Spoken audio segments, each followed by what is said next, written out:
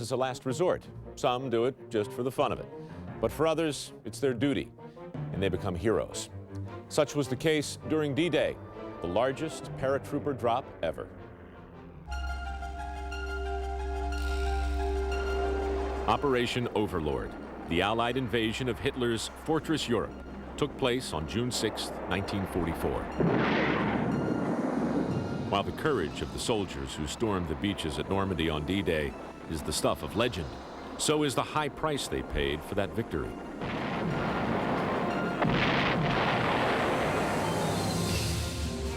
This, the largest invasion of all time, was preceded by the largest paratroop drop ever. More than 20,000 men floated behind enemy lines under cover of night, hours before the first amphibious troops reached the beach. The big mission of the paratroop drop was just to disrupt the flow of supplies to the beachhead. The Germans had a massive amount of armored forces in the area of Normandy and along the French coast. And if the armor got to the beach, it would be devastating for the forces coming ashore.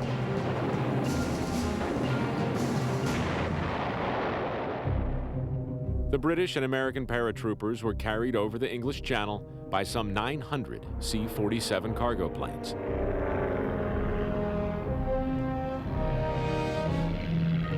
The paratroop drop was to begin at 01:30 hours in the early morning darkness of June 6th. But right from the beginning, the mission did not go as planned, as the planes came under heavy fire. That disrupted their flight paths, and really, in some instances, it's just wherever the pilot could get them over land to drop them, they did. The scattered paratroopers were decimated by more enemy fire on the ground. Others drowned in fields that had been flooded, disoriented and weighted down by up to 120 pounds of additional equipment. In all, 2,400 American soldiers gave their lives or were seriously injured in the drop. But their efforts were not in vain. An unintended consequence of them dropping in all these widely dispersed areas was to create total confusion among the Germans. You kept the Germans guessing on where exactly the main effort was going to be. And this distraction went a long way in helping the Allies take the beach on D-Day, a lasting tribute for the largest paratrooper drop ever. It's hard for us to understand just how heroic it was for those paratroopers to jump out of those planes. You see, they didn't know if the accompanying sea invasion would succeed or not.